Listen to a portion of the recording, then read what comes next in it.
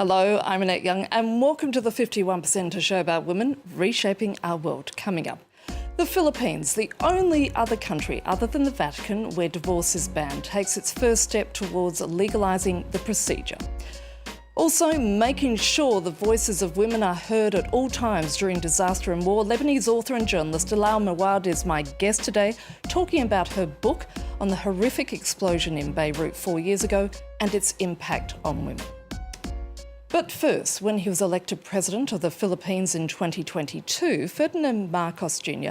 vowed to legalise divorce. The Catholic nation is the only country in the world, along with the Vatican, to ban it. But now a bill has been finally tabled in Parliament. It's happening in a nation where the Catholic Church still remains a powerful presence, as our team on the ground report.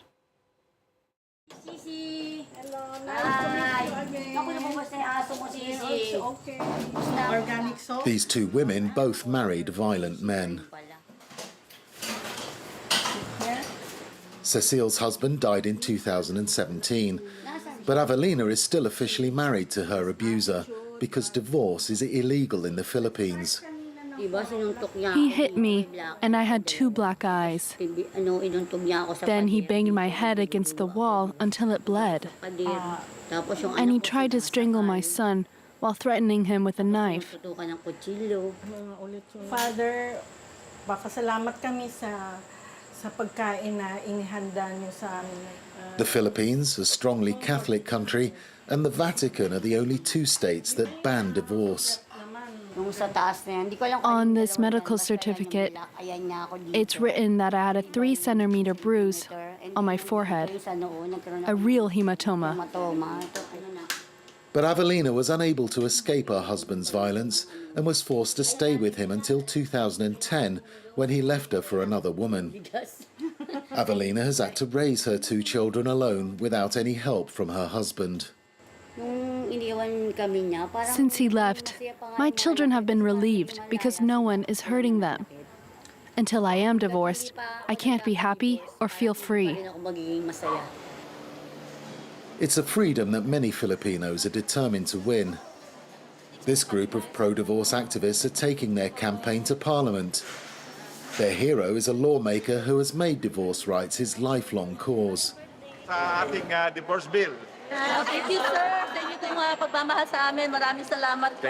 Thank you. At 82, Edsel Lagman believes securing divorce rights will be his final political victory. I am retiring by next year, and I hope before I retire, this law will be part of the Philippine statute.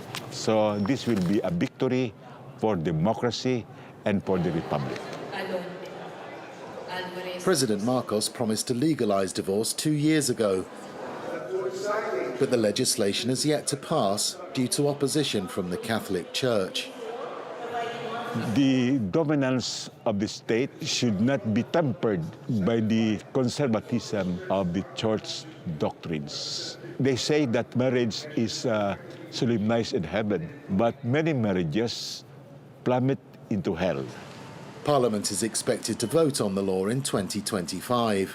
Until then, these activists must remain married. That means none of them can remarry or demand financial support from an ex-spouse. I would like to dissolve a marriage that is no more. When I tried to sell a house, I was told to get his signature. What I would really want here is to get my name back. But my real name, 8 letters, I would like to get all my letters back of my name. Today, people who want to separate from their spouse have only one option: to annul their marriage. The person seeking an annulment must prove their spouse is psychologically incapacitated. Getting an annulment can take years and cost between 2,000 and 10,000 euros. Our marriage is a forced marriage because I already pregnant. I was thought it was easy to file a declaration of nullity of marriage, but my God, it's a hell. It's a hell for us because it's been a long time, long process, and a big money. Unable to divorce legally, some women look for other ways out, and that makes them prime targets for scammers. These fake lawyers sell worthless divorce certificates on the street to women who have no idea they're being duped. We film one such meeting with a hidden camera. Magkano sa'yo divorce? Divorce paper? Oo. Para natin paper. Oo, gano'n. 3.5. 3.5 sa'yo? Tapos marriage contract. Okay lang sila nag-divorce. About 80% of Filipinos are Catholics, and a third of the population opposes divorce. The church is and will never in harmony with divorce because it is the law of our Lord Jesus Christ and nobody can change it. Although the church has condemned the divorce proposal, the country's Congress is expected to pass the bill. That will be welcomed by many Filipinos, especially the 1 in 5 women who are victims of domestic violence. Now, it's a country which has been beset by war, economic failure, and 4 years ago, a devastating explosion which killed hundreds and injured thousands of others. I'm talking about Lebanon, which is at risk once again of yet another war as tensions between Israel and the Iranian-backed Hezbollah are rapidly escalating. Joining me in the studio is journalist and author Dalal Mawad, who sought to capture the voices of women in Lebanon in the wake of that devastating explosion at the Beirut port. The book is entitled All She Lost. Dalal, thank you so much for your time. Thank you, Annette. With Lebanon facing the prospect of future or further devastation, given that there's a high risk of a war between Israel and Hezbollah, what does it mean for someone like yourself who was born and raised in the country?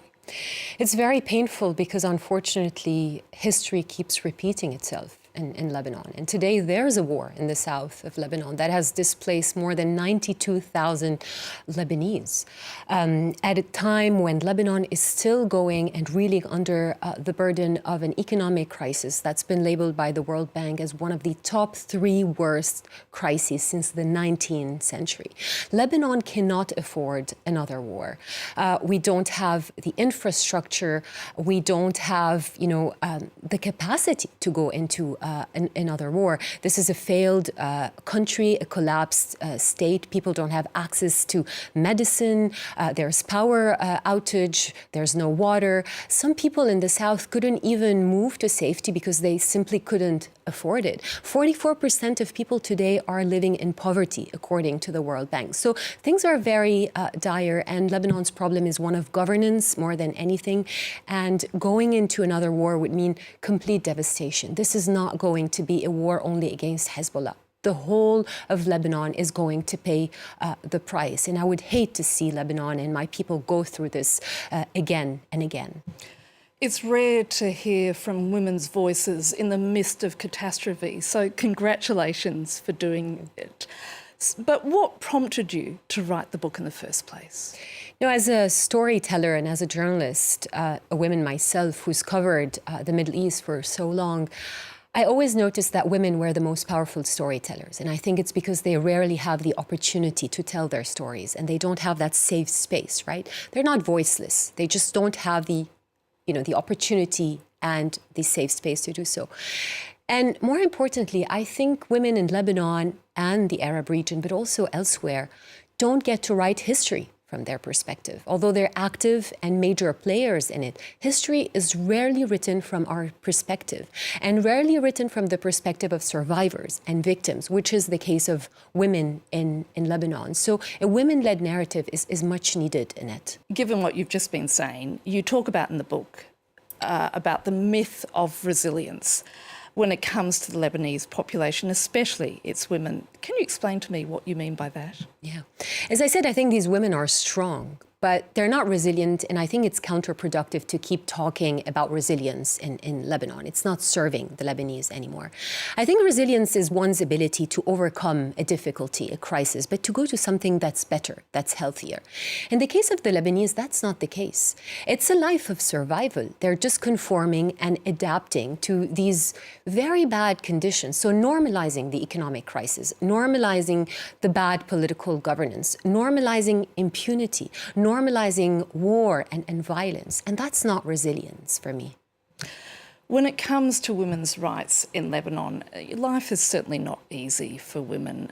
I mean, you've got a situation where there is no civil code on issues such as divorce or custody of children.